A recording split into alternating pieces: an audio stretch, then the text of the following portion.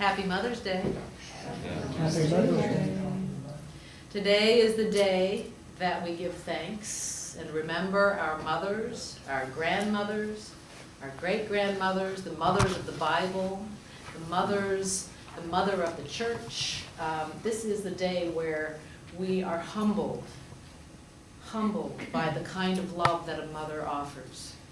And this is the day that we remember that a mother's love comes straight from the heart of God, and that those qualities are godly, the mothering qualities. So I'd like to take a moment before I go further with other thoughts to ask you, what qualities of mothering did you receive that you're thankful for today?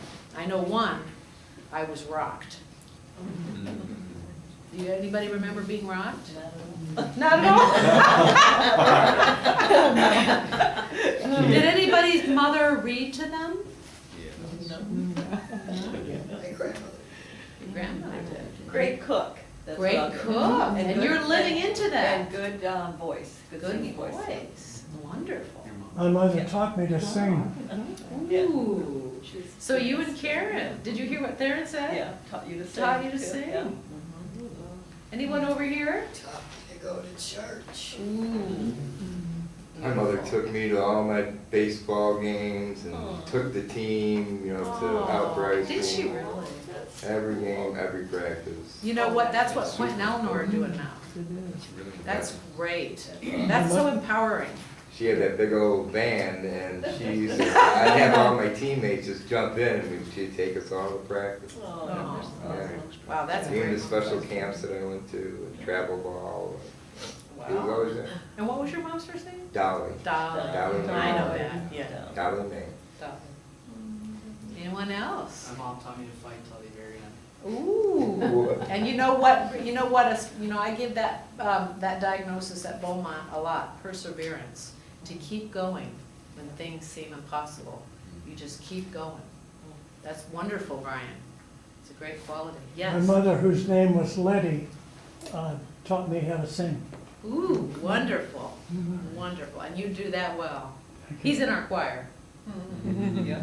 And yes, Yeah, Janine? my mother provided for her 5 children the best way she could, because my dad was a starving artist. He was Oh, out of work a lot. did you hear that over there? Mhm. Yeah, wonderful.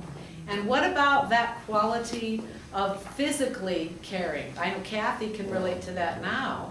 Physically carrying and caring for that life. Yes. Well, my mother took care of me when I had polio. So. Oh, That's did a you all good hear that? Yeah. Yeah. My mom was all about cuddling. She's all cuddling. Cuddling. Oh, wonderful. Well, really, I think you've all expressed the list that I made. Bree Bree, did you have something? She taught me to love. Oh, wow. She Mine did a good too, job. mine too. Yeah. So all of these qualities are the Divine Mother. However you see the Divine Mother in your life. These qualities are extremely life-giving, and without them, we couldn't survive. And I would also like to focus on one particular quality today that we haven't spoken, but I'm sure the meaning is inside everything that you've just shared, which is a quality called selfless love. A kind of willingness to sacrifice her life for the sake of the children. And this particular quality, which is our theme today, comes from Joe, actually. We were looking at trees out in the backyard, and he was a landscaper for years. And he knows his trees, and he knows how plants, how they do and what they do. And he said, well, you see the crabapple, there's just a few crabapple blossoms on the crabapple tree this year. And you see all the whirligigs that are Janine. Oh, yeah. You see all the whirligigs that you're gonna have to clean up later in the spring, the summer, fall. Those are actually babies. Those are the tree's babies. the flowers that create the fruit that are growing from trees, whether it's a whirligig and a seed, or whether it's a crabapple or a berry or anything such like that. Those are the plants, the trees' babies. And what he told me yesterday was that the tree, almost all of its nutrients and its energy are drained from the tree to give those babies life. So that the crabapple this year isn't flowering much because it did last year. No, it got frosted. Oh, it got frosted? Okay, so it doesn't have, right, so it doesn't have the nutrients to feed babies this year. Well, no, And they got. what's interesting, Go ahead. what's No, I interesting? said they basically just got frosted off, so. Oh, they were frosted off, but does it alternate though? No, if No. it's a good spring, but they got frosted off, but when it does do that, it gives the tree a break. It So gives the that- tree a It'll break. revive, right? Yeah, yeah. And what I didn't know, which I thought was the most interesting point that he shared with me yesterday, is that it really takes almost all of the nutrients of the tree to do this. And then he said, and that's like what a mother does for her children. She really, I mean, and Kathy and anybody that has been pregnant, your body feels that drain of pregnancy. I haven't been blessed to have that, but I've heard this and I know this from science, that the woman's body goes through tremendous stress gestating that new life. And that is a quality of mothering that doesn't stop once we give birth. You see it in every species, which is interesting.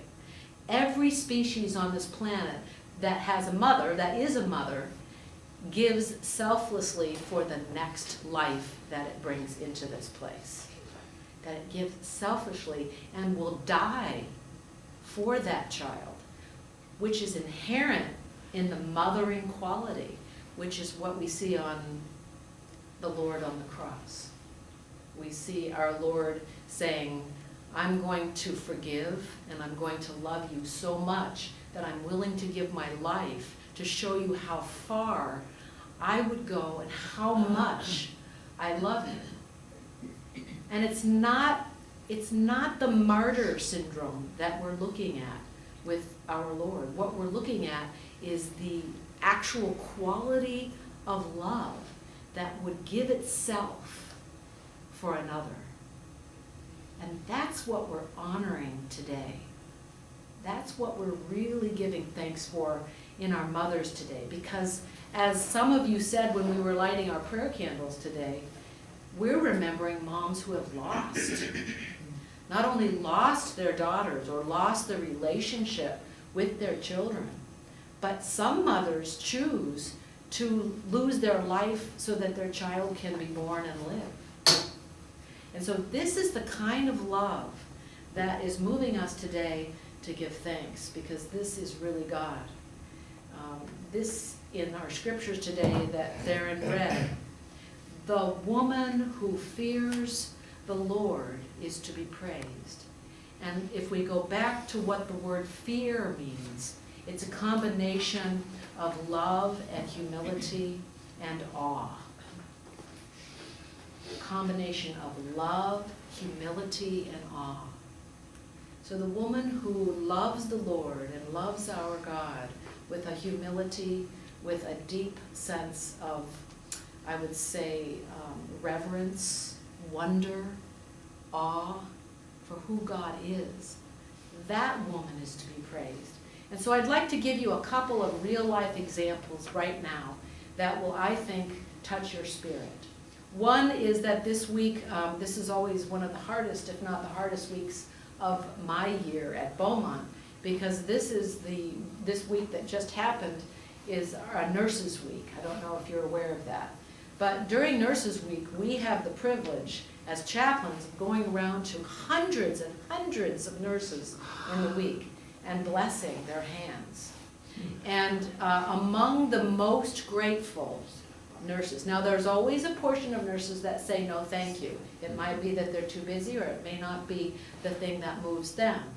But among the most grateful of the nurses that want the hand blessing from chaplains are the neonatal intensive care unit nurses. These are the nurses that are trying to save the lives of preemie babies, of very sick babies, babies that are on the edge of life and death. And these nurses, when we walked in to bless their hands, many of them, what were they doing? They were rocking the babies, because science now knows that if a baby that's sick, for whatever reason, is held and rocked, it tends to do better. That little boy, that little girl, being rocked by a human being and loved and talked to, their immune systems go way up.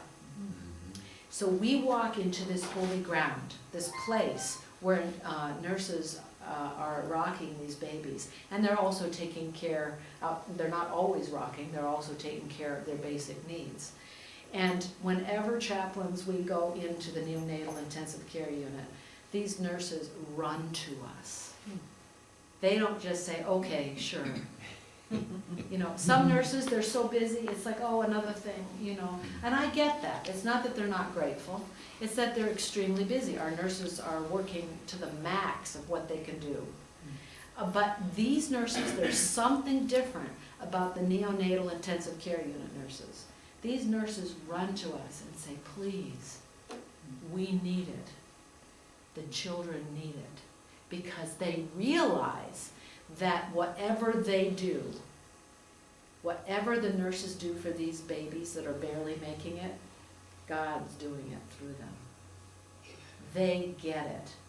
When we're paid to give a baptism or a baby blessing, when a baby is going into the Lord's arms and not making it physically on this earth, these nurses, they feel God. And how can you not when you're in the presence of such an innocent, suffering child? So this is for all those unsung heroines who most of us will never see. We go into these raw places in the hospital where babies are fighting for their lives and God is keeping them alive. And these nurses, these mothering nurses, are doing God's work.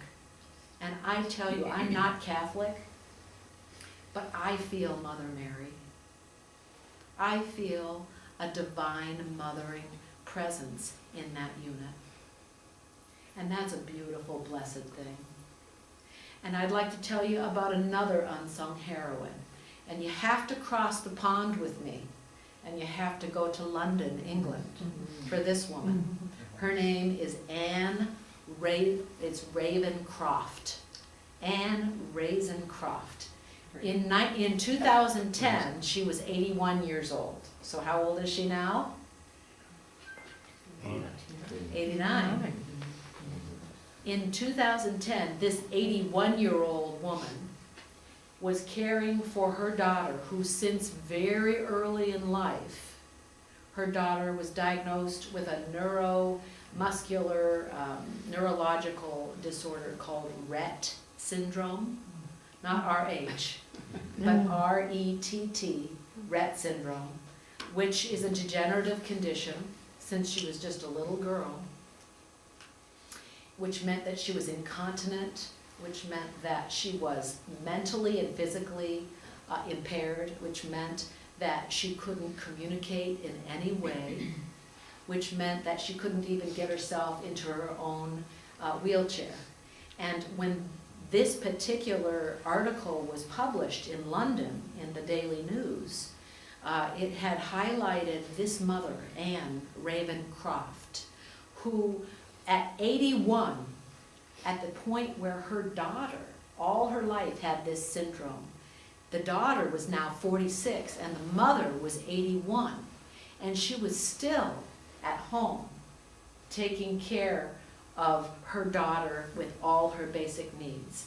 And in this article, the people that were interviewed were Anne's husband, who was 82, who was the father of the girl, whose name is Heidi, and the two other daughters they had, and the one son that they had. So the husband and the other children were interviewed about Anne, the 81-year-old mother who was a caretaker. And they said they have never They were so moved, they could hardly speak. They said they could never have imagined the strength of this woman, who at 81, she continued to take care of Heidi's, all of her basic needs. And they said, we promise you, we're not exaggerating, she never complained. Now, it's not that we need to sometimes de-stress, don't we? We need to go somewhere and we need to express the stress that we experience.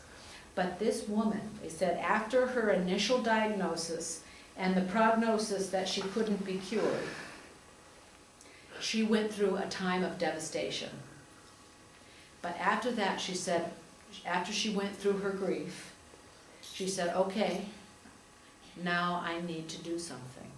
And so she took care of her daughter all those 46 years at the time of this interview. And then later, when Anne herself started to get sick in her mid-80s, what happened was is she continued to care for Heidi. She did the best that she could, and then she just never stopped. And I don't even know if she's still alive now at 89. But the reason that I'm sharing this with you is she exemplifies the qualities of kindness and compassion and a sense of wisdom and dedication to her child that ultimately, folks, this day is about God's mothering.